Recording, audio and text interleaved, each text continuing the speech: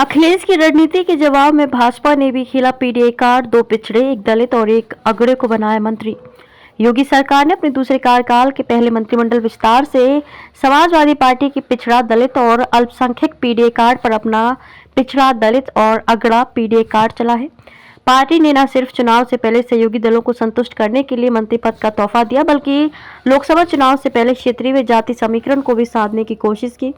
सपा ने बीते कई महीनों से पीडीए को चुनावी नारा बना रखा है। इसके जरिए सपा पिछड़े, दलित और अल्पसंख्यक वोट बैंक में जनाधार बढ़ाने का प्रयास कर रही है।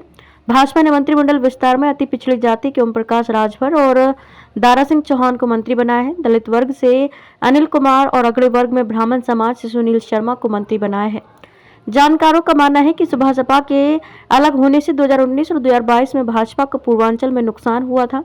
सुबह सपा के साथ आने से अब लोकसभा चुनाव 2024 और उसके बाद 2027 तक राजभर वोट बैंक साधने में मदद मिलेगी।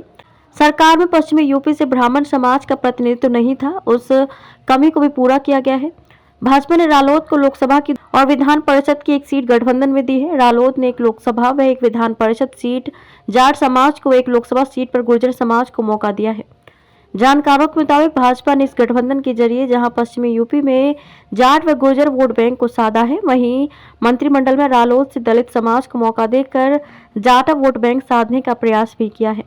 इसलिए कराया लंबा इंतजार। राजनीतिक विश्लेषक मानते हैं कि भाजपा ने तय रणनीति के तहत मंत्रिमंडल विस्तार को चुनाव के करीब तक टाला। सुबह सपा मुखिया ओम प्रकाश राजभर को लंबा इंतजार कराकर स्पष्ट संदेश दिया गया कि सियासत में आरोप प्रत्यारोप के बावजूद मर्यादा की सीमा लांघने से बचना चाहिए।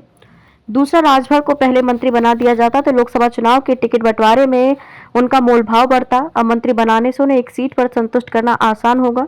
दारा सिंह को भी लंबा इंतजार कराकर चुनाव से पहले पार्टी छोड़कर जाने की गलती का एहसास कराया गया।